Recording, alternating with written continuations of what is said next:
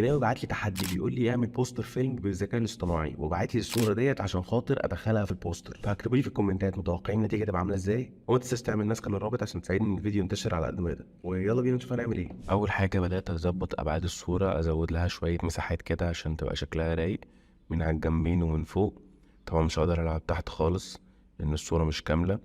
وبعد كده هجيب الاداه بتاعه السلكت وابدا اسلكت الاجزاء اللي انا عايزها تزيد بالشكل ده، هنا من فوق كده، بعد كده من على الشمال، كل ده وانا دايس شيفت طبعا.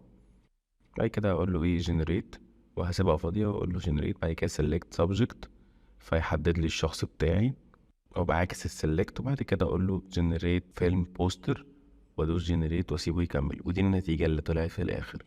متنساش تعمل لايك وفولو وتسيب لي في الكومنتات تحدي جديد.